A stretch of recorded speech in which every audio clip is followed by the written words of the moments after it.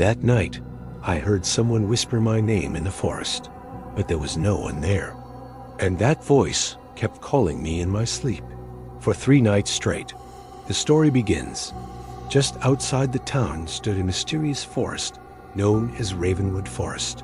For years, no one camped there. No one even passed through it. The reason was simple.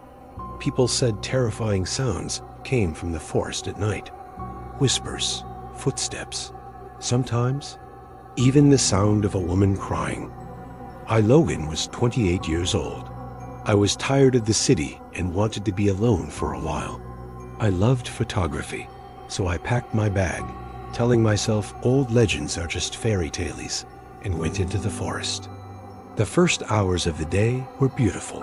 Birds, wind, the sound of nature. But after the sun set, everything changed. Silence.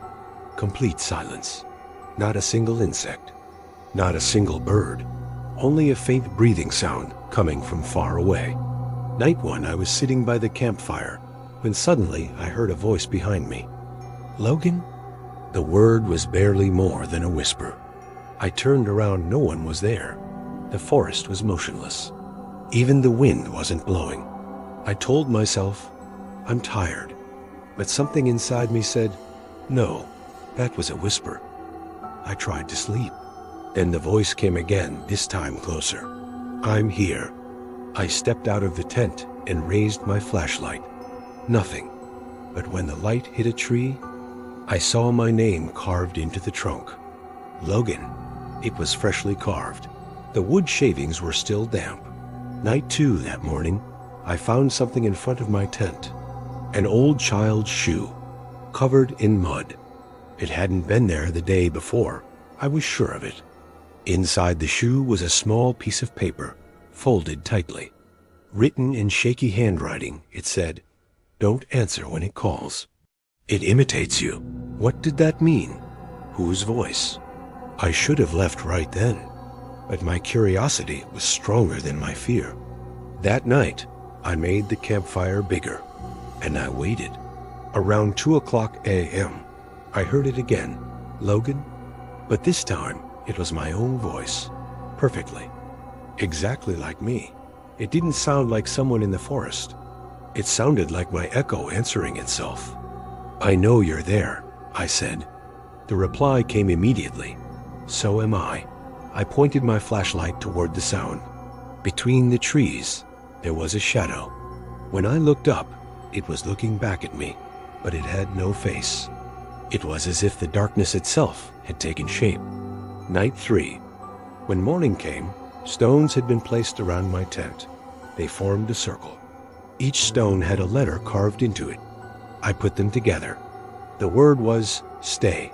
The forest didn't want to let me go. Or, that thing didn't. I decided to leave immediately. I packed my camera and my gear.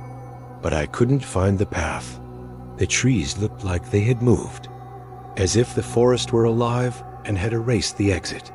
Then I heard a child's voice. "Brother, help me."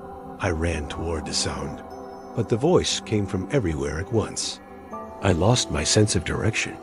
Suddenly, the ground beneath me softened like a swamp. My legs sank in up to my knees. I tried to pull myself free. Then a hand grabbed my ankle, cold, slimy, covered in mud. I barely escaped and ran back to the camp, gasping for air. But the tent, it was torn apart. Inside, only my notebook remained. I flipped through the pages. On the last page, there was new writing in my own handwriting. I got out. You stayed. The final night, I had lost all sense of time. I didn't know if it was day or night anymore. The voices never stopped. Whispers, laughter, children crying blending together. At some point, I went to the edge of a lake. I wanted to see my reflection in the water. But the face staring back at me wasn't mine. Its eyes were pitch black. Its mouth had no lips. It looked at me and whispered, "Now it's your turn." Suddenly, everything went silent. The forest fell silent. The sky turned completely black. The last thing I heard was my name being whispered.